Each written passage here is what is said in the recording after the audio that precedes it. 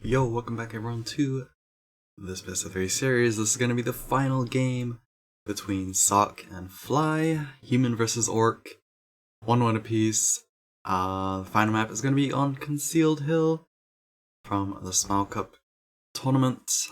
This is quarterfinals of the playoffs, so yeah. Let's see who advances, even though as of now, I'm not casting more games from this tournament, but there's always the possibility. We shall get into it. Not only did they switch colors, they switched places, so a lot of trial and error when I have to do the overlays. Or a lot of fiddling, not trial and error. So yes, but first few games, drastically will be different. The first game kinda lost on the first creep camp. I'm not sure why I'm not using the observer.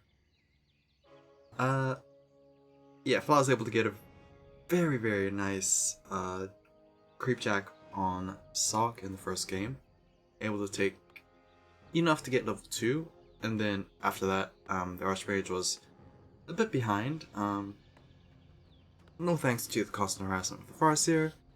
So that kind of ended up kind of convincingly to Fly's favor. Game 2 was very different. Lots of close moments. Fly probably overcommitted too much on the siege. I think I attributed that to his defeat to that. It could also be just late game of the pandas not that great if you're not hitting the backline too much with your Breath of Fires. You kind of hit a lot at the front line, which only had like 1 or 2 units that could be affected by it. The rest, Spellbreakers honestly didn't care, so there's that. I also didn't really notice the presence of the Shadow Hunter. I definitely do think that the Tauren Chieftain might have been a lot more useful. Maybe. Here we go. I thought this was coming from game 2, but yeah, this time around, Fly's gonna go for super fast tier 2 tech, skipping the barracks or delaying the barracks, not skipping, but delaying. We might have a windmill as well. I'm not too sure. Otherwise, why on earth do we need a barracks?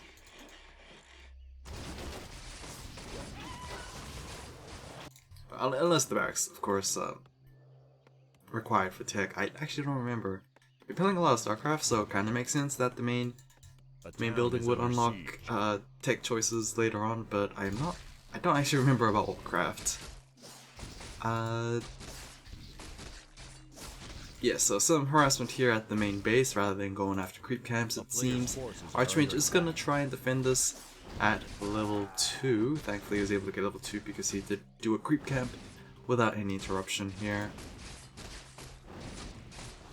Wolves are just gonna get resummoned, unable to take down additional peasants. I believe we're able to take down 1, so the Farseer is not gonna find too much available for him. Oh, going after the returning peasants, which unable to do. Expansion not placed down here, which is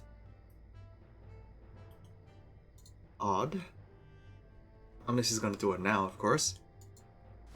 But it's a bit weird that he didn't do it right now. And you can see here that even Fly anticipated a town hall being built, but it hasn't even started yet. So this is a bit awkward. It's gonna go chase another peasant, which is nice. Farseer up to 100 XP, so was able to take down 4 peasants so far this game. Gonna take advantage of these a town is under siege. These fountains of health, I think. Here comes the Archmage. Honestly, with these side fountain of health, I honestly thought this was Secret Valley. Yeah, now that I remember, I think Secret Valley got taken out of the map pool, so that's a map I haven't seen in a while.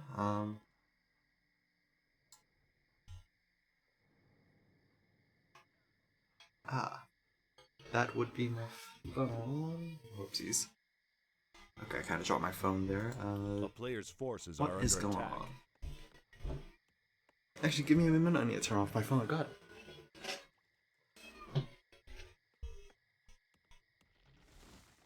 Okay, there we go. My bad.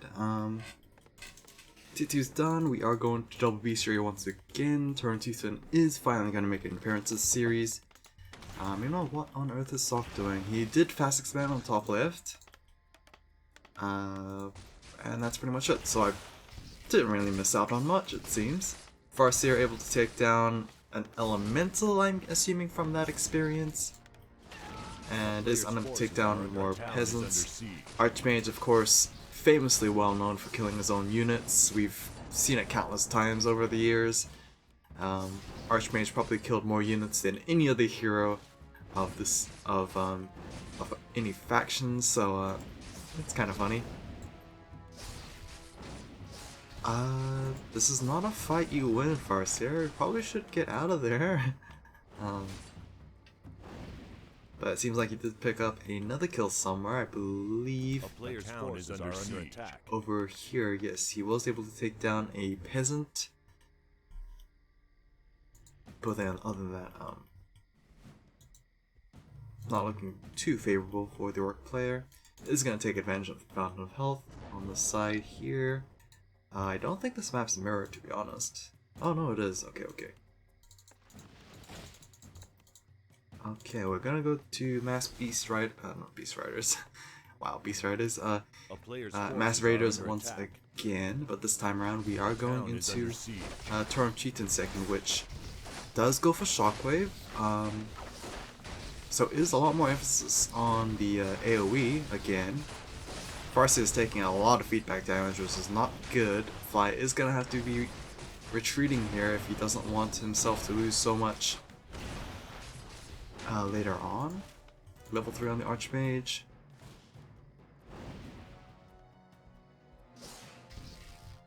Lots of raiders here, but I'm not sure if that's going to be enough. They don't do so well against this many number of units, to be honest.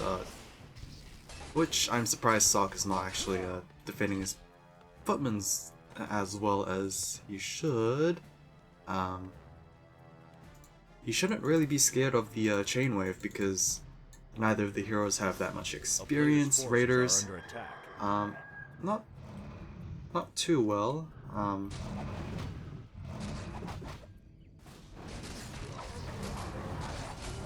But oh well. We are gonna go for the dragon camp here on the left, but it seems like SoK has something to say about this. Orc units do have the advantage of benefiting a lot more from the Fountain of Health since they have higher maximum HP, but when it comes to this kind of messy scuffle, this is looking really bad for Fly. The Farseer actually got focused down by these double berserkers as well, so he's gonna have to run away with this Farseer. The Archmage is actually gonna chase along with it. Meanwhile, the Turn Chieftain is just gonna get left alone, it seems.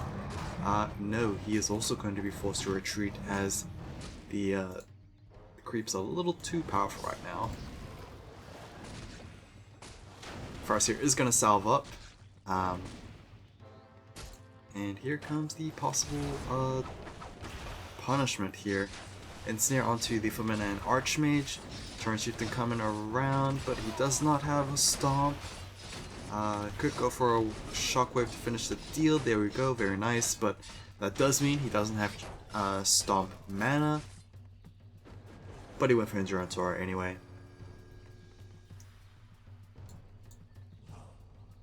Bit of a messy game here. Not too surprising because this is game 3 after a very long game 2. I say very long, even though it was like 25-ish minutes. Tier 2 is now done for the human player. We should be going into just standard stuff. Blacksmith is done, so it looks like we're going to be seeing rifle casters again. Mannequin coming out as his second hero this time around. It was actually interesting to see Blood Mage second is supporting an Archmage. You wouldn't really think that the Archmage would have healing problems, or not healing problems, mana regeneration problems, but who knows? Maybe the Blood Mage was chosen for his banish rather than the mana drain. Raider has spotted the small force. Is going to get met by the Farseer, however, so the Archmage might have to dip and run. As here comes all these Raiders here with their swords up. Gonna go straight after the Archmage. Is gonna force yet another TP scroll, as we do have a nice surround coming through here. Yeah. A bit unlucky being spotted by that Raider, but it's to be expected since you did kind of just run through the middle.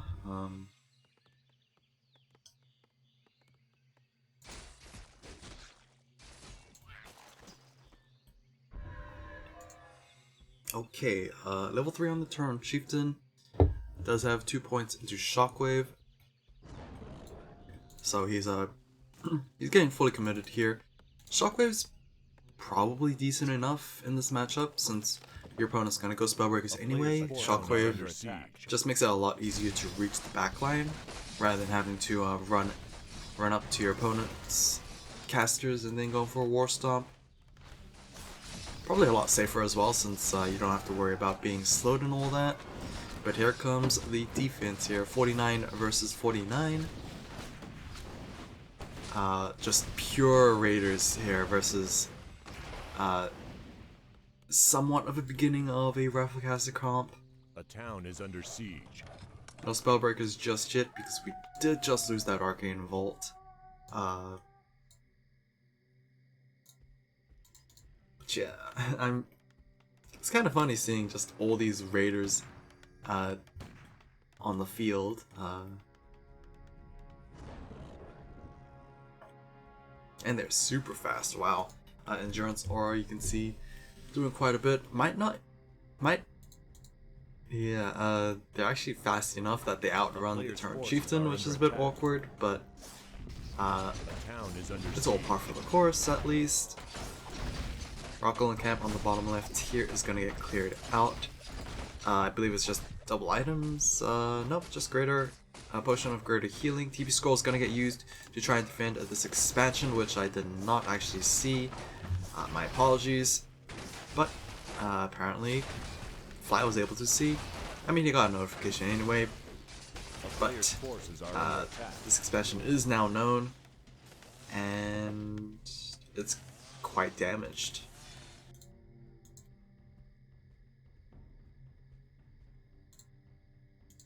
Tier 3 is about to be completed. We actually have a Turn Totem here, but we're just going to go for those Spirit Walkers instead. So, Spirit Walker Raiders, the classic comp. I'm not sure if it's enough to deal with Rafflecasters, but this is a pretty good start here. Going right at the back line. There's not much of a front line to begin with, but is that going to be successful enough? Militias are being pulled over to try to handle things as well. Another nice shockwave on those militia there is going to force those guys to retreat, as the Raiders are now dealing with low hit point units. Another elemental is going to bite the dust. Where is the parse here? There he is.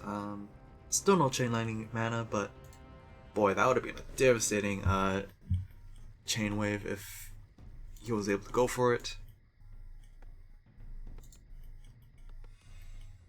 Okay, we do desperately need those Spellbreakers at the front line now for SoK.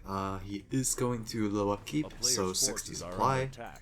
However, his opponent is benefiting off of no tax, and he's kind of dictating the pace of the game, so this is super good for him.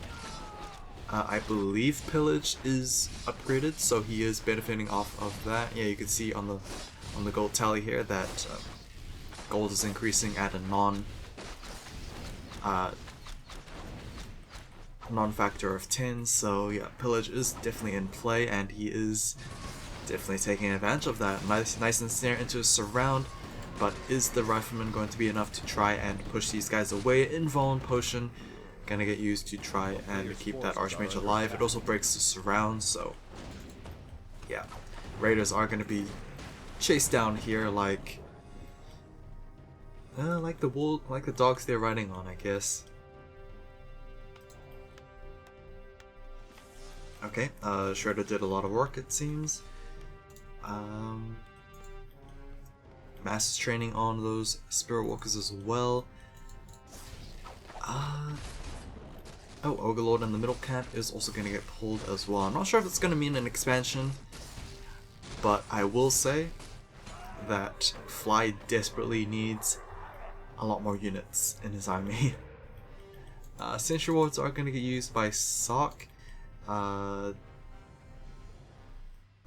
Not sure what this freezes. Oh, we have a turn warrior. Okay, so that is what Master's Training was completed for. I honestly thought it was just for those Spirit Walkers, but we are indeed going to have actual turn warriors in the field.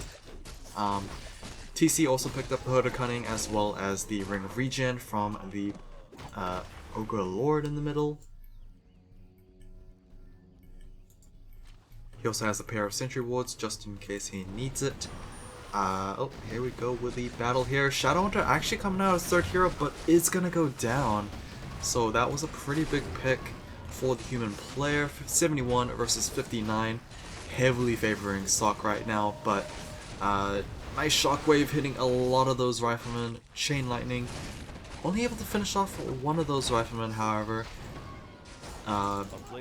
Berserker upgrade is now done, but we only have a single Berserker in the field.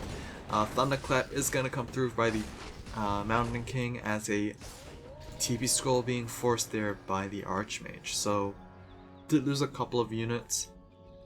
I did not realize that, what is that? That is a Spirit Walker, right? Okay. His corpse is actually in ethereal form. And we don't actually have any more Spirit Walkers to revive that guy, so... poor turn. We are pumping out of 2 turn totems, however, so double bestiary, double turn totem. I'm not even sure if 2 bases is financially stable enough to get that. Oh, now they see it. The Red Drake is super small. It's gonna go down, but yeah, he's really tiny. Wow. Oh, he's gonna live with a little sliver of health there. And he's finally gonna go down. Rubber Magi plus 6. That's gonna be really useful on the Farseer. Plus 6 attack as well as that increase. What is that? We do have a Farsight from the tower. Yep. We do have the Magic Sentry upgrade there. You can see the Magic Eye on top of those towers. So that, yeah, Arcane Tower is super useful there with their free Farsight.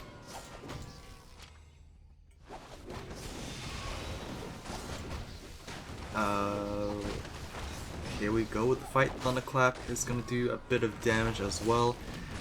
Turn Chieftain, not enough mana for the Shockwave, but the 2 turns, 3 turns in the front, I guess 4 including the Turn Chieftain. That is a lot of just beefy frontline as well as a decent amount of damage as well. It's going to force once again the human player to retreat. So this is not good for SoK because he's constantly using about 300-ish, 350 gold to keep pre-buying those TP scrolls, which is not financially stable enough to do so. Tier 3 is on the way, in fact it's now done. But I don't think he's gonna have enough time to make those knights. But he is gonna try it. Animal Training is queued up. Altar of Kings is being focus fired here. And here comes the Dire Wolves to go after these peasants. Only a couple of towers, 4 towers in fact. It might be enough to push these guys away. We are gonna have a defense also as well. Sentry Ward is actually in range of the Magic Sentry Arcane Tower and it's gonna go down, so bit of a mistake there from Fly. As his turn is gonna go down, is he gonna get revived through the Ancestral Spirit? Probably not. Those Spirit Walkers aren't actually looking too good in terms of mana, never mind. One of them just hit enough mana for it. We also have another one as well, but I believe he went for a disenchant instead. Oh, Town is under siege. okay, so the animal training was actually used for those Griffin Riders instead, as where's that Griffin? Oh, the Griffin Aviaries are right at the back Player's there. forces are under attack. Double building 2 Altar of Kings, probably too much. SoK probably anticipated this one to go down, but is not actually gonna do so. Thunderhammers being queued up as well. This should be enough to deal with those Tauren Warriors, but we do still have those Troll Berserkers as well, so if Fly has a decent number of both, he might be able to crack through the human comp right now. It looks like we are laxing on those Spellbreaker numbers because we are just kind of focused more on the Griffins, it seems. Master's training on the priests on the way, and it should be done very soon, so we do have access to the Inner Fire, as well as just more base stats on those priests, which is not something to ignore. +2 armor upgrade on those Griffin Riders. I believe they're just taking advantage of that because of the Spellbreaker upgrades. Towers in the middle here, so we are looking for a possible expansion, but Griffin Riders are going to stop that. Fly is going to be able to cancel those towers in time. Does he want to fight this? 77 versus 71. And hopefully he was able to see those inner fires being cast, so it is a bit difficult to fight this head on. Paladin was also coming here as the third and final hero of the human comp. Okay, slight advantage in terms of supply for the orc player. We actually did retrain Shockwave into War Stomp, and since we don't actually have any Spellbreakers, that War Stomp is at maximum effect. We also do have a decent number of turns still up and alive. It's gonna get bursted down by the Griffin Riders there, but the Wind Riders are hopefully trying to do enough anti-air to go after them. One of Sanctuary is gonna save one back home, as the Paladin probably gonna fall here. Is gonna go for a last Holy Light onto the Mountain King, but is gonna die himself. Another War Stomp. Is gonna go straight after that Mountain King. Are we gonna have an ensnare? Do we even have any Raiders on the field? I don't think so. We're just gonna go for a mass Tauren comp with those Wind Riders in the air. And as well as the Trolls, of course. Who can forget the Trolls? Another turn is gonna fall. Do we have enough mana for a wind? For an ancestral spirit?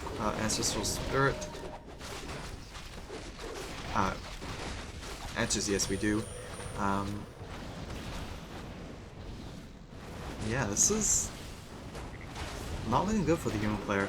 Is able to take down on the turn. We might have another revive if he even needs it, but I don't think the Griffins are enough. Very nice addition with the Wind Riders there to act as anti-air for those Griffins. Even though the Trolls might have done enough by themselves, the added flexibility of air units himself is looking like it's gonna pay off. And yeah, SoK is at the back foot right now. He is almost doubled in supply, and things are not gonna help enough when the Tauren Chieftain hits level 6, because if his win con was to possibly take down a Tauren Chieftain, if he hit that level 6, that would have been like 1,000% GG. So that is going to be that. Fly is able to take this. So what on earth happened here? What changed? I don't know. Rafflecasters did prove their effectiveness in game 2. Not so much here. I think they just got overwhelmed a lot by the Tauren Warriors. And Griffins might have been the answer, but Fly adapted very well with adding those Wind Riders, because Normally people would go Bat Riders, but against upgraded Griffin Riders, Bat Riders just aren't enough to deal with Griffins. I think it takes up to 3 suicide runs to fully kill a Griffin. So yeah, Wind Riders, although not as quick, probably as effective as Bat Riders. So hope you guys enjoyed this one. I definitely did like that orc comp. Yeah, I'll see you guys again next time. Take care.